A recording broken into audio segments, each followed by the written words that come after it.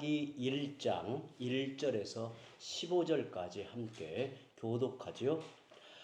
여호수아가 죽은 후에 이스라엘 자손이 여호와께 여쭈어 이르되 우리 가운데 누가 먼저 올라가서 가나안 족속과 싸우리이까? 여호와께서 이르시되 유다가 올라갈지니라. 보라, 내가 이 땅을 그의 손에 넘겨 주었노라 하시니라. 유다가 그의 형제 시므온에게 이르되 내가 제비 뽑아 얻은 땅에 나와 함께 올라가서 가나안 족속과 싸우자. 그리하면 나도 너가 제비 뽑아 얻은 땅에 함께 가리라 하니 이에 시므온이 그와 함께 가니라. 유다가 올라가매 여호와께서 가나안 족속과 무리스 족속을 그들의 손에 넘겨주시니 그들이 베색에서 10,000명을 죽이고 또 베색에서 아도니 베색을 만나 그와 싸워서 가나안 족속과 브리스 족속을 죽이니 아도니 베색이 도망하는지라 그를 쫓아가서 잡아 그의 엄지손가락과 엄지발가락을 자르매 아도니 베색이 이르되 옛적에 70명의 왕들이 그들의 엄지손가락과 엄지발가락이 잘리고 내 상알에서 먹을 것을 줍더니 하나님이 내가 행한 대로 내게 갚으심이로다 하니라. 무리가 그를 끌고 예루살렘에 이르렀더니 그가 거기서 죽었더라. 유다 자손이 예루살렘을 쳐서 점령하여 칼날로 치고 그 성을 불살랐으며 그 후에 유다 자손이 내려가서 산지와 남방과 평지에 거주하는 가나안 족속과 싸웠고 유다가 또 가서 헤브론에 거주하는 가나안 족속을 쳐서 세세와 아이만과 달메를 죽였더라. 헤브론의 본 이름은 기럇 아르바였더라. 거기서 나아가서 드빌의 주민들을 쳤으니 드빌의 본 이름은 기럇 세벨이라. 갈렙이 바라기를 기럇 세벨을 쳐서 그것을 점령하는 자에게는 내 딸 악사를 아내로 주리라 하였더니 갈렙의 아우 그나스의 아들인 온니엘이 그것을 점령하였으므로 갈렙이 그의 딸 악사를 그에게 아내로 주었더라. 악사가 출가할 때 그에게 전쟁이다.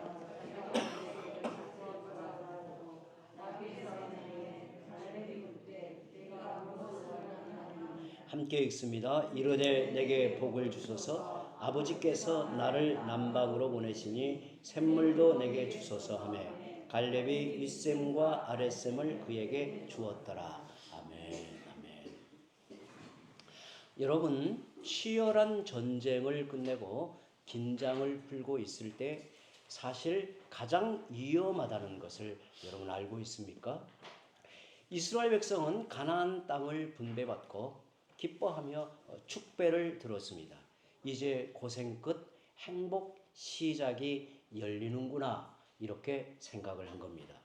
그런데 사사기 1장은 충격적인 말씀으로 시작을 합니다. 전쟁은 아직 끝나지 않았고 정복은 요원하다. 이스라엘 백성이 가나안 땅에 들어가서 하나님이 그들에게 맡기신 사명을 완수하는 데는 아직 멀었다는 것을 말하고 있어요. 왜 그랬을까?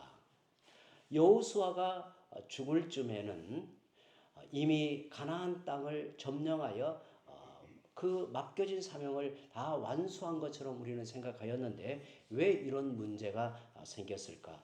그들에게 전력이 부족해서가 아닙니다. 적들이 강해서도 아니지요. 바로 그들 속에 팽배한 적당주의와 안일함에 빠져 있었기 때문입니다.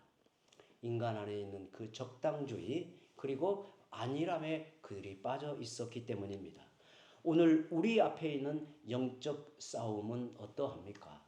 우리가 주님 앞에 서는 날까지 피할 수 없는 이 영적 싸움 앞에 여러분은 어떤 자세로 서 있는가를 묻는 겁니다.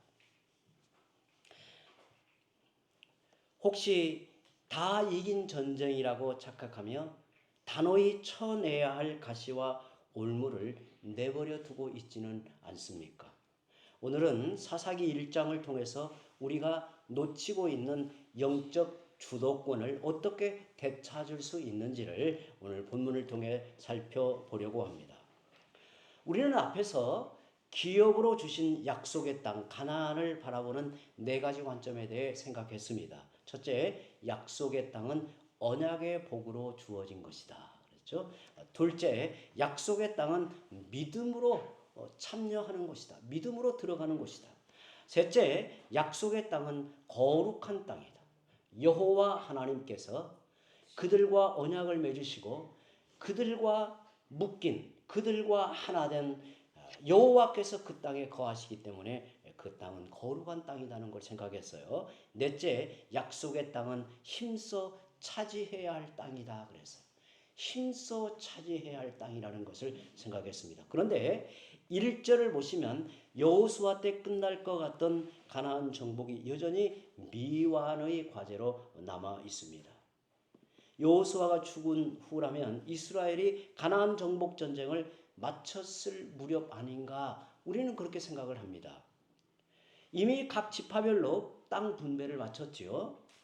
가나안은 이미 정복한 땅이요 차지한 땅입니다. 이제 누가 가져갈 수 없는 확실한 소유, 이스라엘 백성의 소유가 가나안이라고 하는 것을 누구나 지금 알고 있어요. 이미 표현하자면 등기를 마친 거예요. 그 땅이 이스라엘 백성의 소유라고 확정이 된 거예요. 그런데 사사기는 처음부터 그 약속의 땅이 여전히 힘써 차지해야 할 땅이라고 말씀을 합니다. 아직 사명이 완수되지 않았다는 것입니다. 마치 이와 같은 원리입니다. 우리에겐 하나님의 나라가 예비되어 있고 우리는 이미 하나님 나라 안에 참여하여 그 나라 백성으로 살아가고 있고 그 나라의 복됨을 누리고 있습니다. 그럼에도 우리는 하나님의 나라를 힘써 주님의 말씀을 따른다면 침노하는 자로 그 약속의 나라를 붙들고 누리며 감당해야 될 사명이 여전히 있다는 거죠. 그렇다면 사사기는 언제쯤 기록되었을까?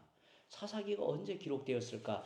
대략 이스라엘의 왕권이 사울에서 다윗으로 넘어가던 즈음으로 추정을 합니다.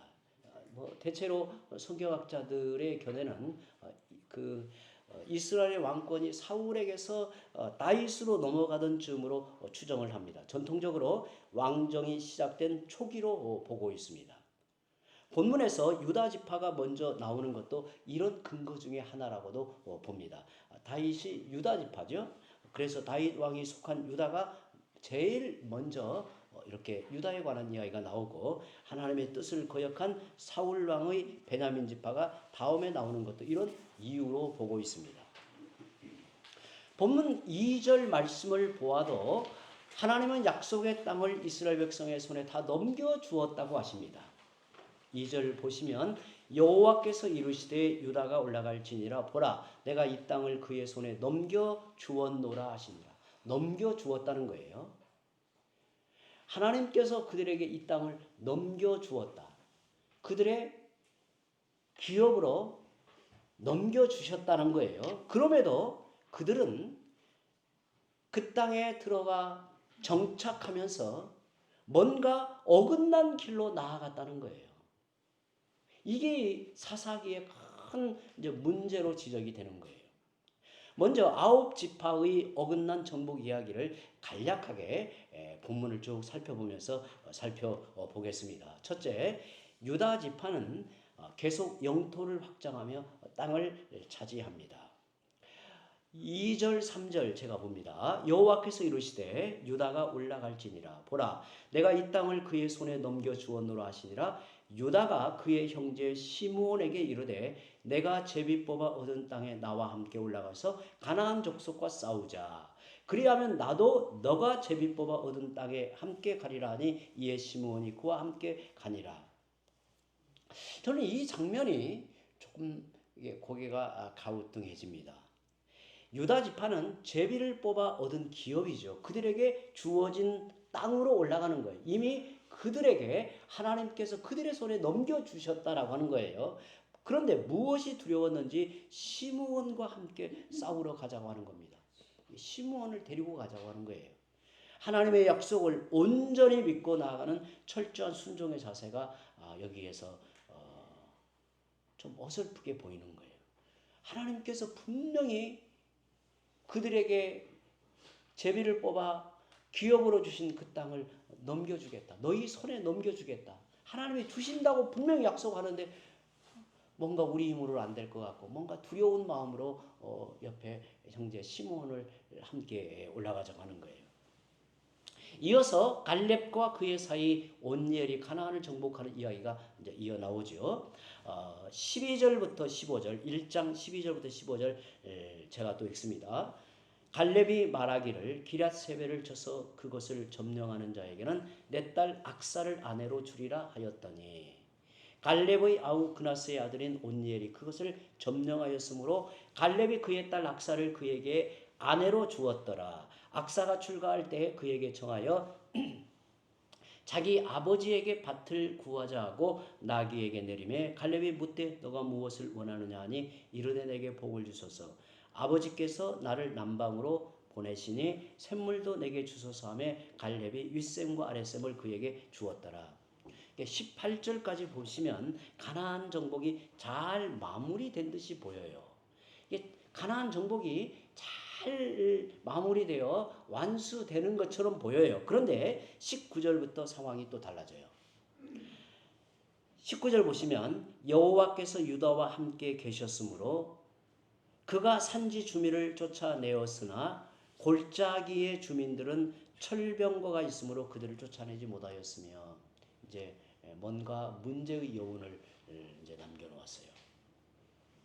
그 땅을 다 정복한 줄로 알았는데 가나안 정복이 마무리된 듯이 보였는데 골짜기 주민들은 쫓아내지 못했다는 거예요. 골짜기 주민들은 뭔가 그들을 쫓아내야 되는데 이렇게 남겨두었다는 거예요. 우리는 생각할 때 뭐 인간적으로 그럴 수도 있지라고 하겠지만 여기에 믿음 없는 그들의 모습이 여실히 나타나는 거예요. 결국 이렇게 남겨진 가나안 족속은 하나님이 경고하신 대로 훗날 그들에게 올무가 되고 맙니다. 이게 인간적인 눈으로는 대세가 이제 가나안 정복의 사명을 완수한 거예요. 이제 거의 다 이제 정복이 된 거예요. 그런데 골짜기 한 기퉁이에 철병거를 가진 그 가나안 족속, 좀 억센 족속이 버티고 있었다는 거예요. 그게 가만히 있다가 이스라엘의 영적 현실이 혼란 속에 빠져들 때, 또 그들이 방심하게 될 때, 그들이 올무와 같이 이스라엘을 이제 혼란 속에 빠뜨리는 세력으로 등장하게 돼요. 이게 이제 사사기의 역사예요. 이렇게 믿음 없는 유다의 이런 모습이 다른 지파들에게도 영향을 미친 것을 우리가 보게 돼요. 둘째, 베냐민 지파는 여부스 족속을 쫓아내지 못했다고 말하죠. 사사기 1장 21절 앞부분에 베냐민 자손은 예루살렘에 거주하는 여부스 족속을 쫓아내지 못하였으므로 라고 말합니다. 셋째, 요셉 지파는 가나안 족속을 철저히 몰아내지 않고 그들의 노동력을 이용했다고 해요. 이제 한술 좀 더 뜨는 거예요. 더불어 살았다는 거예요. 그 말씀을 좀 보죠. 22절에서 26절 보세요. 본문을 보시면서 제가 읽습니다. 요셉 가문도 베델을 치러 올라가니 여호와께서 그와 함께 하십니다. 요셉 가문이 베델을 정탐하게 하였는데 그 성읍의 본 이름은 루스라. 정탐꾼들이 그 성읍에서 한 사람이 나오는 것을 보고 그에게 이르되 청하노니 이 성읍의 입구를 우리에게 보이라. 그리하면 우리가 너에게 선대하리라 하며 그 사람이 성읍의 입구를 가리킨지라. 이에 그들이 칼날로 그 성읍을 쳤을 때 오직 그 사람과 그의 가족을 놓아 보내매 그 사람이 햇사람들의 땅에 가서 성읍을 건축하고 그것의 이름을 루스라였더니 오늘까지 그곳의 이름이 되니라. 어떻게 보면 아무런 문제가 없이 보여요. 그런데 그 몇 사람을 살려놓은 것이 그들이 햇사람의 땅으로 가서 성읍을 건축했다는 거예요.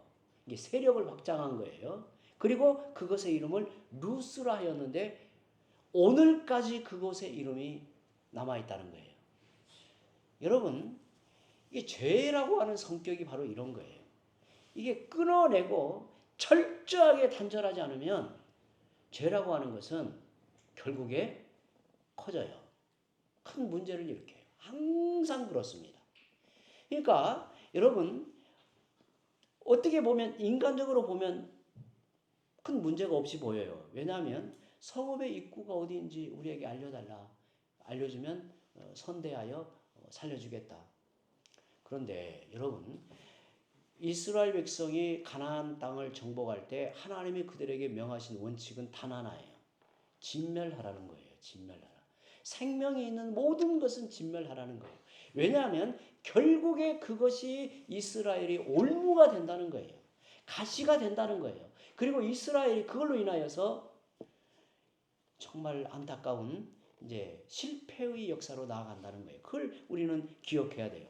네 번째, 므낫세 지파도 가나안 족속을 다 쫓아내지 못하고 그들에게 노역을 시킵니다. 27절 앞부분 또 28절 제가 읽습니다. 므낫세가 28절 읽습니다. 이스라엘이 강성한 후에야 가나안 족속에게 노역을 시켰고 다 쫓아내지 아니하였더라. 그러니까 처음에는 일을 시키지 못했어요.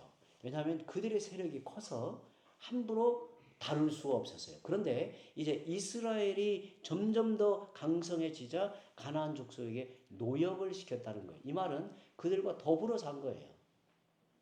그러니까 하나님께서 그들에게 명령하신 바를 그들 식대로 어긴 거죠. 다섯째, 에브라임 지파도 가나안 족속을 다 쫓아내지 못합니다. 29절에 에브라임이 게셀에 거주하는 가나안 족속을 쫓아내지 못하며 가나안 족속이 게셀에서 그들 중에 거주하였더라. 여섯째, 스불론 지파도 가나안 족속을 쫓아내지 않고 노역을 시켜요. 30절 스불론은 기드론 주민과 나알롤 주민을 쫓아내지 못하였으므로 가나안 족속이 그들 중에 거주하면서 노역을 하였더라. 일곱째, 아셀 지파도 가나안 족속을 철저하게 쫓아내지 못합니다.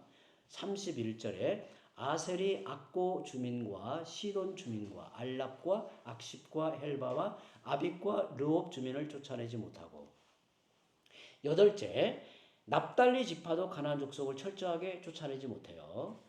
33절 앞부분을 제가 봅니다. 납달리는 벳세메스 주민과 베나닷 주민을 쫓아내지 못하고 그 땅의 주민 가나안 족속 가운데 거주하였으나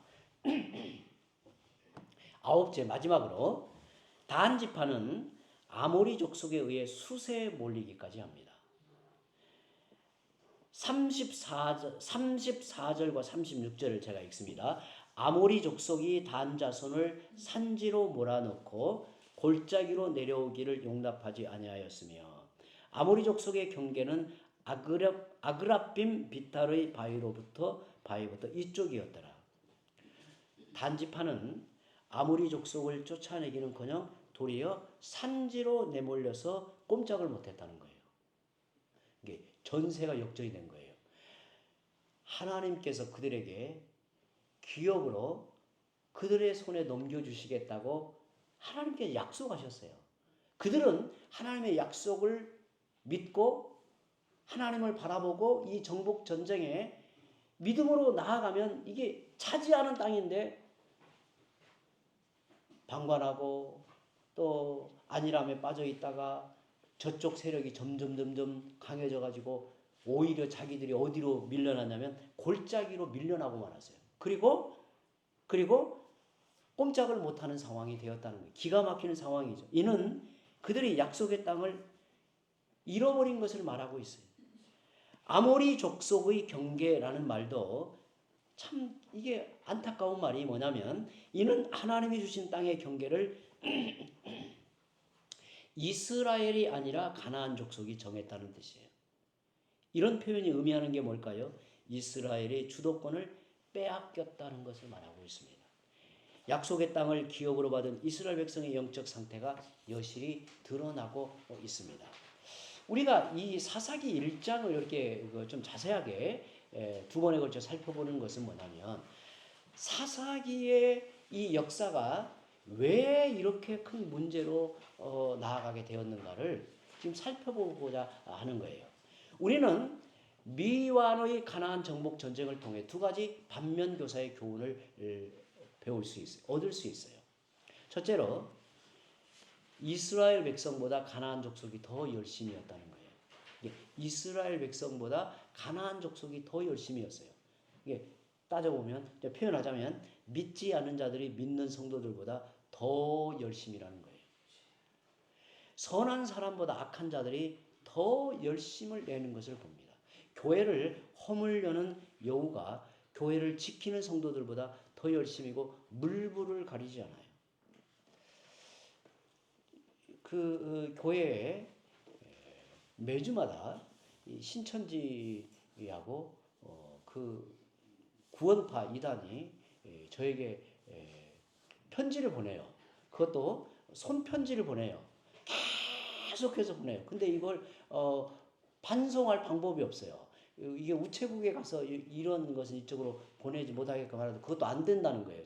제가 이렇게 알아보니까 안 된대요. 일단 보내면 뭐 받아가지고 버리든 뭐 하든 이제 온다는 거예요. 근데 계속 와요. 참 지독스럽다. 제가 그걸 보고 깨달은 게 있었어요. 야, 나는 저 사람들보다는 더 지독스러워야 되겠다. 저 사람들보다는 더 열심을 내야 된다. 이 이단들, 이 교회를 허무는 자들은 열심히 보통이 아니에요. 물불을 가리지 않는 거예요. 여러분 얼마나 그 사람들의 믿음이 대단했으면 목사에게 편지를 보내요. 목사에게. 정말 어떻게 보면 좀 기분 상하고 왜 저럴까? 사람이 좀 왜 저럴까? 그런데도 그 사람들의 열심은 보통이 아니에요. 근데 가나안 땅을 정복하는 이스라엘 백성 입장에서 그들이 버티고 또 그들이 어찌하든지 버티고 끝까지 버티고 이스라엘과 전세를 역전하자 이렇게 생각했던 사람들이 가나안에 버티는 족속들이었어요. 그러면 믿는 성도들이 이들보다 열심히 부족한 이유가 뭘까? 가만히 생각해 보면 하나님이 다 알아서 해주시겠지라는 믿음으로 소극적인 태도를 보이기 때문에 그래요. 여러분 우리는 여러분 이렇게 저도 목회하면서 이제 여러 친구들도 있고 좀 극성맞은 친구들 보면요. 전도를 이렇게 잘하는 분들, 전도를 열심히 하는 분들은요. 약간 극성맞은 사람들이에요. 약간 좀 무대뽀시로 막 하는 사람들이에요. 그런 사람들이 전도를 해요. 기도도요. 정말 하나님의 옷자락을 잡고 놓아주지 않고 이렇게 씨름하듯이 이렇게 기도하는 사람들. 어찌 보면 그런 열심이 우리 안에 일어나야 돼요. 회복이 돼야 돼요. 둘째로 우리는 순종의 결단보다 편안함에 더 끌려가요. 인간의 본성이 그래요. 정복 전쟁에 나선 이스라엘은 진력하여 가나안 족속을 몰아내기보다 이제 조금 쉬었다 하자. 왜냐하면 전쟁을 하면서 얼마나 힘들었으니 이게 3년 4년 전쟁을 하면 얼마나 고통스럽겠어요. 희생을 당하고 그러니 좀 쉬었다 하자. 이제 조금 쉬자. 그런 이제 안일함. 그리고 눈앞에 또 가나안 땅이라고 하는 게 다 정비되어 있는 땅이 아니에요. 가서 개척을 해야 되고 이제 일궈야 돼요. 그러니 뭐가 필요하겠어요? 일손이 필요하잖아요. 노동력이 필요하죠. 그러니 그 사람들을 진멸하지 않고 적당한 관계를 유지하여 이제 일을 시킨 거예요. 그래서 그냥 서로 공존 관계로 이제 가는 거죠. 그들을 진멸하라는 하나님의 명령에 순종하지 않았습니다. 그저 옆에 두고 필요할 때 일을 시키는 편안함을 택한 거죠. 즉 편안함을 선택하느라 말씀을 거역했던 것입니다. 이 두 가지의 교훈을 우리는 잘 생각해 볼 필요가 있어요. 잘 생각해 볼 필요가 있어요. 영적 싸움의 원리라고 하는 것은 항상 이 원리는 똑같아요. 이제 사사기 2장 1절을 또 함께 봅니다. 이제 사사기 앞부분까지 오늘 보려고 합니다. 여호와의 사자가 그때 이제 1장을 마치고 2장에 들어서 여호와의 사자가 길갈에서부터 복임으로 올라와 그랬어요. 여러분 길갈이 어떤 곳이에요? 길갈은 이스라엘 백성이 요단을 건너가 할례를 행하고 유월절을 지킨 곳입니다. 아주 의미 있는 곳이에요. 무엇보다 여호수아가 하나님의 명령을 받고 가나안 점령을 주도한 곳이에요. 길갈은 이스라엘 백성들에게 있어서 매우 의미가 있는 거예요. 특별히 승리와 축복과 순종을 상징하는 곳이 어디냐면 길갈이에요. 길갈. 그런데 반대로 복임은 어떤 곳인가?